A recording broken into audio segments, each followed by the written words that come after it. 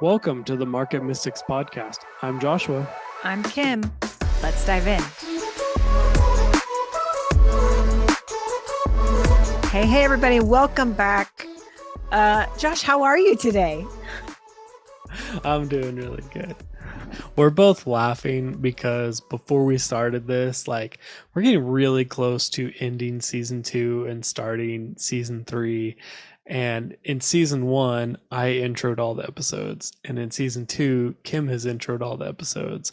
And we were talking about how both of us have felt like awkward in the way we did it. And so, we're just laughing because we just had this conversation and Kim's like, okay, I got it. Let's jump in. Then you know what I did is I did how he would intro. Yeah. He used to always ask me every day, like, how are you? What's going on? And I'd be like, I don't know. What are we doing? Why are we awkward? We record all the time. So we are, just get used to it. That's true. I suppose. That's true. Well, today I think we have a fun episode. Maybe not fun, an interesting episode. It's one we have had on our notes to talk about for a little while. Mm-hmm. And I just think it'll be I think it's something we've both been processing. And it's the concept of okay, I see this situation and I know there's a better way to do it, but I'm not exactly sure what that better way is. And so it's kind of like we just wanted to I don't even know if we have any answers for you guys, but we wanted to know. We just wanted to have a conversation about what do you do when you see that? Like if you're looking at one specific stands out in my mind that we have touched on in recent episodes, but it's this concept for me of church and Christianity, where I went through a little bit of a season where I kind of didn't want to be identified that way because of the way I had experienced it. And I'm in a place now where actually I know it's not optimal, but I know there's a better way to do it. I know there's a way that Yeshua came and demonstrated. And at least as far as my knowledge, the church was built on what he brought and was built by man. And so, of course, it's flawed and has its issues. But I just think man, I kind of want to, there's something in me that's I don't quite want to let it go because there's a better way of doing it. There's a way of doing it that doesn't have the negatives or as many negatives as what people have experienced. And so that's something that stands out in my mind. But I know a big one that we've talked about is community. Okay, we know community is really important, but sometimes community is really messy. But we know it's really important, but sometimes it's really messy. And so what do you do with that? When you know there's something better than the way you've experienced it, what do you do with it? Yeah. And I think the perspective that I want to come from is when you don't necessarily have the answer. You don't necessarily know exactly what the better way is, just that there is a better way. And so it's almost in that in between. It's that limbo area where you've become dissatisfied with the status quo and things need to go to a different place, but you aren't quite sure where that is. So you're just kind of in the in between. And how do you how do you not completely abandon the tradition or the foundations or where you came from in pursuit of what is next, while not still being tethered to the old and being free to go to what's next? And that in itself sounds really messy and complicated. But I think my guess is if you're a Christian and you're okay with watching something that said mystic, you might be in the same place or have been in the same place before. Yeah. And, we've talked about this. You just mentioned it, community. And it has to do with the church too. For me personally, there came a point. I mean, we even were leading a church. Okay. Like my husband was a pastor, I was the pastor's wife, which was a weird title for me. But like we were those people, but stepping out of that system because it no longer felt genuine. It no longer felt like it had the power or the leading on it. Mm. And kind of being okay to wait for the next thing while not abandoning your beliefs, your relationship, and well, I would say your relationship with the Lord, but your relationship with others too. Yeah. And I think if I'm really honest about this, I would guess that one of the reasons that the Lord led us to do a podcast when we're not really out front kind of people is probably, at least for my benefit, so I wouldn't just like abandon it all. Mm. Not that I would lose my faith, but like the seeking and the mulling over and the wrestling with things and that kind of thing, Mhm. because we talk about this twice a week now, right? Like Yeah. we actually have to engage in these topics and things. And I think that has probably been what has held me over for so long. And I feel like we're getting to the end of this waiting period. Not that there's always a waiting period, but it feels like there's been a waiting period because I didn't know how to like step out of the traditional church model, not abandon the faith and the community, because the Mm. community is such a beautiful piece of what the church is intended to be. And to be surrounded by others who are journeying as well is wildly valuable. But to go from sitting in pews and listening to 3.5 songs before you hear about what's coming up in the next week, and then listening to a message, raising your hand, and then going and having coffee and donuts, like stepping out of that kind of system in it and just shifting it to something else. Like there's programming that has to be on. And I'm not even saying that in a nasty way at all, but this is what was expected. And so if that didn't happen, you wind up disappointed. But can we be around each other, even those who previously were teaching or leading, without Mm. expecting something, like expecting them to feed you, but being willing to contribute kind of equally, Mm. and or contribute some, you contribute some sometimes, others contribute some sometimes. I don't know, it's just what a weird place, Josh. I like your point about like, can you wait for the new thing without abandoning everything? So I like this has really stood out to me. I was looking to see if it was here, but we did a book club over the book Eve by Paul Young. And there's a part in it where um, they talk about this shadow sickness.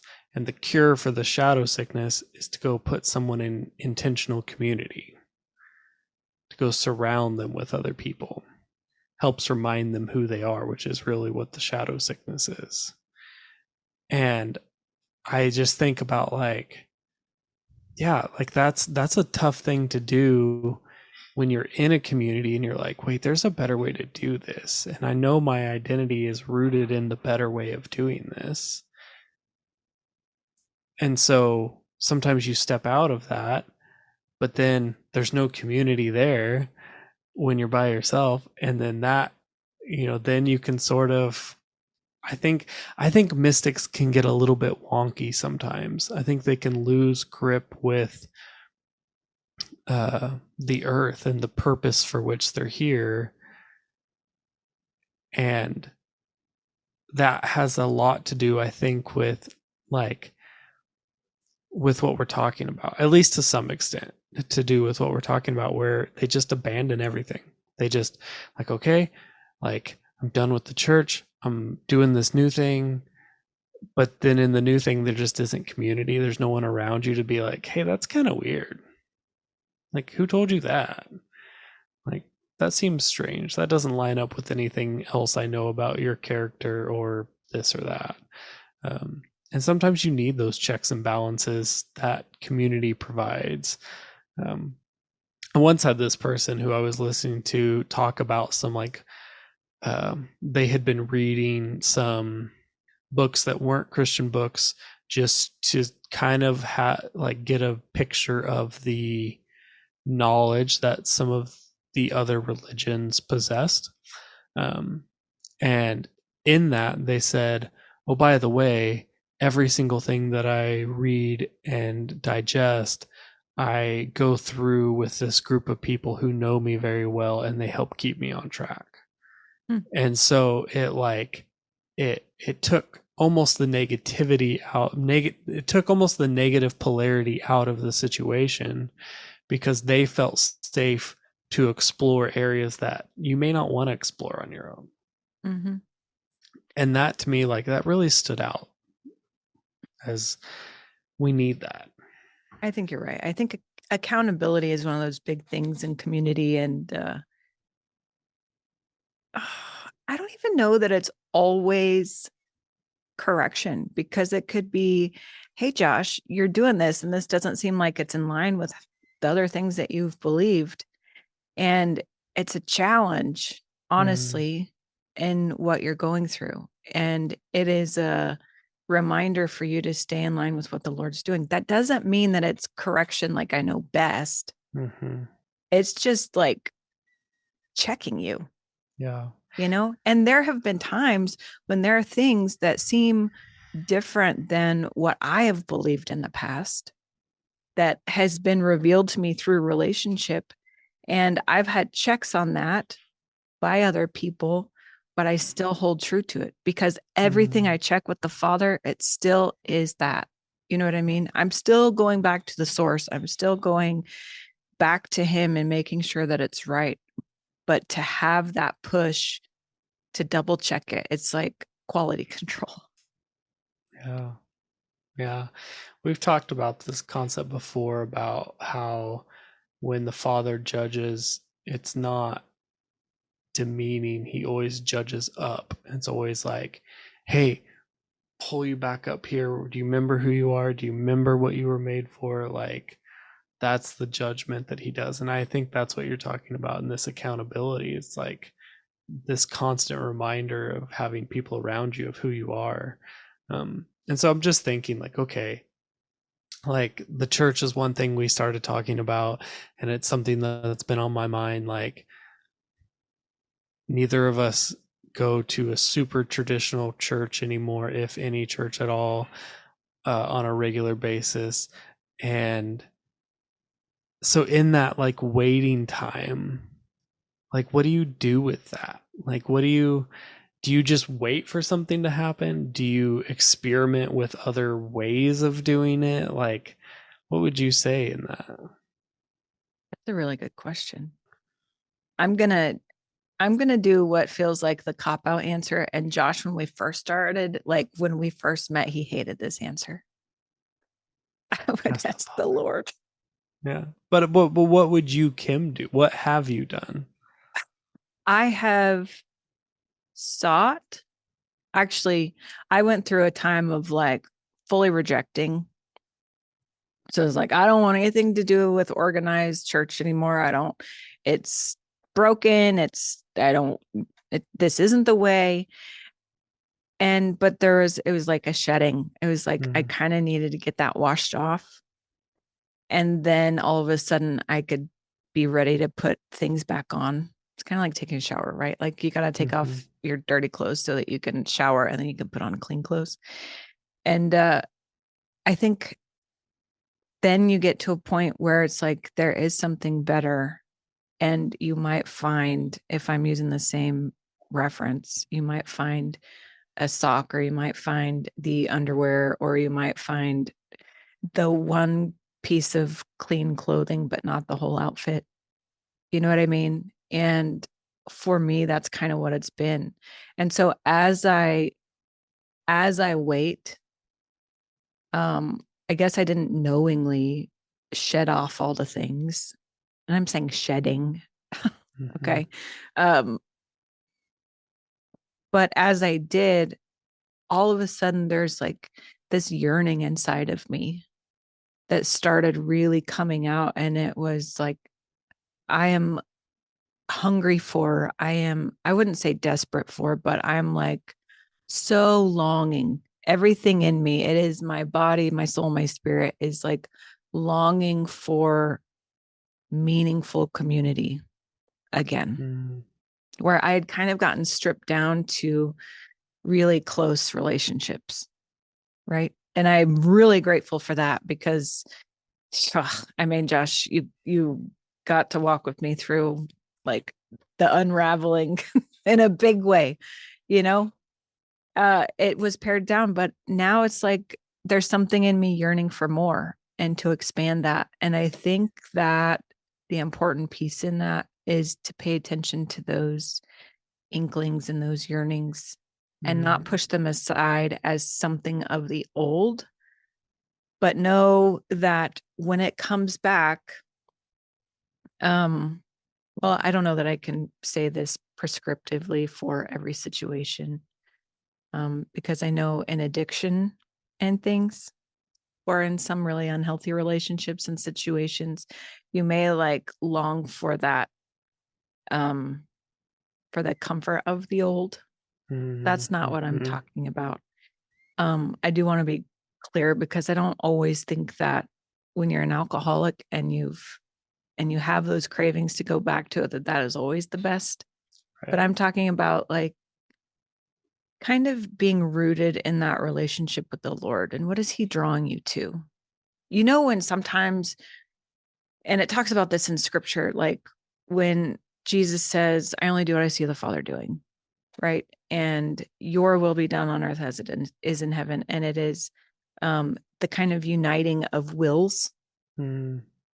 Um, I think it's in that place when you are uniting your will with the Lord's will, and there's that draw to that thing. I think don't push it aside, even if it's something that you had to be unwound from. If you think it's something that you left behind, because it may just be coming back in a new way. Mm-hmm. And for me right now, I've had a habit of really trying to like be on the front end of that. Like, let me just seek what's next. What's next? Just tell me, just give me a clue. Just like reveal to me something. Right. I need to know. I need to know. Um, but allowing him to lead in his own time with that. Because I think, especially for me right now, and I don't know what's next. Like, I don't know what the better way, what the blueprint is of the better way Mm-hmm. at this point. But I know it's not the old way, but I also know it's not abandoning all things from the old way. Mm-hmm. I'm still on the community piece. Like, it's not just foregoing meeting together Right. or forsaking. I think that's what's in scripture, right? Yeah. Um, so I don't know. I'm paying attention to that and trying to figure out like what is he urging me to do? Like what's the next step in that? Like, Mm. do I go and gather with this group of people? You know, do we just do a game night? I don't know. Like, does it Yeah. have to be centered around um, I don't know, lying yourself prostrate before the Lord, or can it be in more lifestyle kind of things? I don't know, but I'm seeking and I'm Mm. open. I think that's it. Like, can you be open to what he wants to reveal and when he wants to reveal it and how he wants to reveal it? Yeah. What about you? Well, I was just thinking about like our heart for innovation. And when you innovate, you don't totally leave behind the old thing. When people made electric cars, they still made cars. They just made it different. When we made like cell phones, we still had phones that connected and called each other. We just now weren't tied to our house. And so I think it's like you were talking about that, like about how it's not a total abandonment of the old thing, but it's it's a renewing, a redoing of it. And that's what I feel inside of myself when I think about community or church or worship or all these or finance or whatever it is, marriage or how relationships, all these different things. Like it's not like, okay, there's no longer a need for that anymore. It's like taking kind of the roots of it or the framework of it and just saying there's a little bit better way to construct this. There's something better we can put on this principle. Mm-hmm. Mm-hmm. And sometimes it does have to be totally stripped away. Like I feel like for me, before I could really think about finances in a better way, the way I had used finances need to be stripped away. Until I could think of investing in a better way, the way I knew investing had to be stripped away. Until I could think of church in a better way, the way I had experienced church had to be stripped away. Like I've seen that in many areas of my life where now it feels like things are starting to come back together in a way that I can like put it together and be like, oh, yeah, like that this looks quite a bit like this old thing, except for it's not. And it's way better. Mm-hmm. Hmm. So how have you handled then being in the in between? You're not in the Hmm. old and you're not yet in the new. Probably poorly.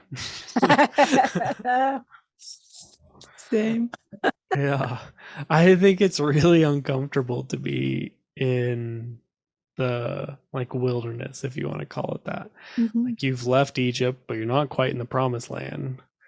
But you're going somewhere. You're going somewhere better. But it's rough.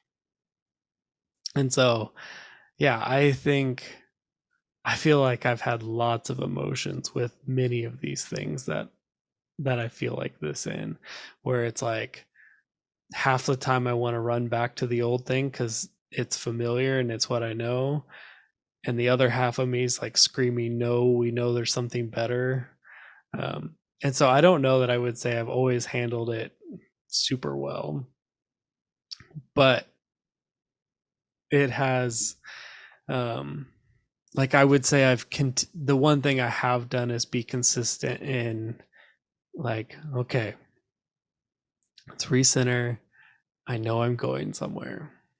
Let's keep going that way. And we were just talking about consistency in like the podcast and like, man, for 2 years now, we've been really consistent with recording this podcast and it's had some really cool growth this year and like all sorts of stuff happen.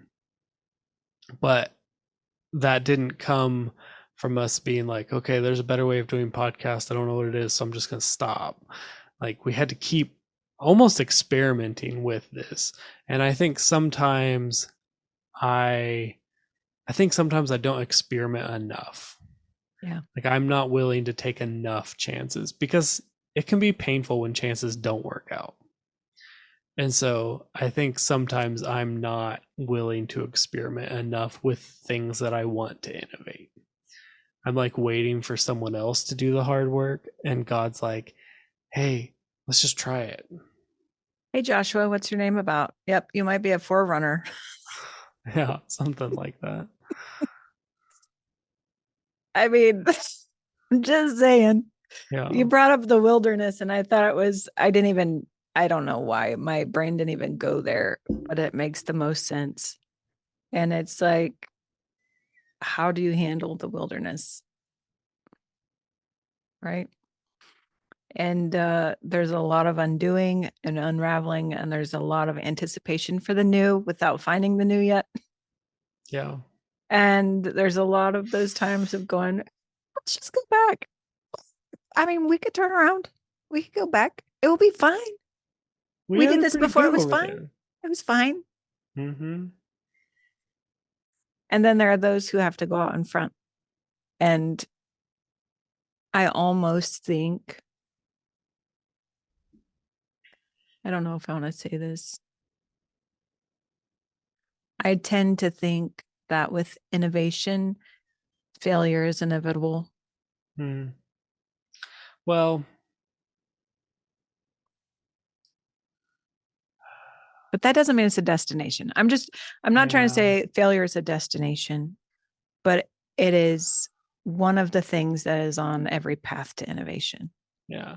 I've been trying to reframe the way I look at the word failure, though, because in my mind, failure is very final. And when you're innovating, like, failure just has to be a repositioning, sort of. Mm-hmm. It's like, and instead of forward motion, it might be sideways or backwards motion. Mm-hmm. Still motion, though. And I think giving up is the finality of it, right? Yeah. Like when you take yourself out of the game, when you take yourself out of it and say, I'm done with it, that's the finality. I don't know that failure is. I don't know that success is. I think those are very fluid mile markers, I suppose. I heard, I mean, every leadership, anybody always talks about failing forward. And there's one lady who talked about how she always has bloody knees because she's always tripping up. She fails forward. But when she's failing, she's still going forward. And I can appreciate that. You know what I mean? But there's still a getting up and still going forward. It's just you might get some marks along the way. Yeah. Mm-hmm. Yeah. I think that's good. Yeah. Well, I would love, like, we've had some good discussion the past couple days on our Discord, but whether you're on our Discord or Facebook or YouTube, I'd love to hear some of the things that there's a better way to do.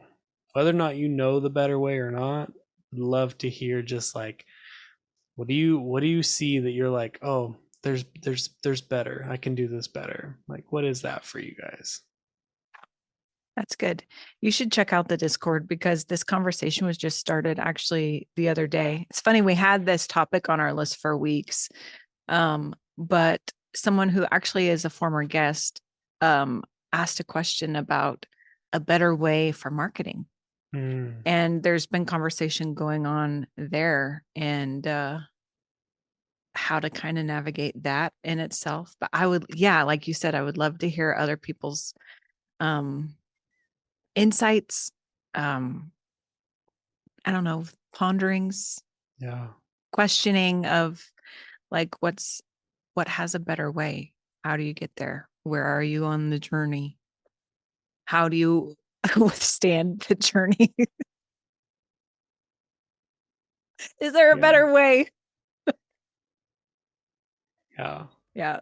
I think it's good. I would love to hear some guest interaction on this topic too. So for sure. Cool. Awesome. Well, we'll see you guys soon. See you next time. Thank you for sticking around. Listen for new episodes every Monday and Thursday.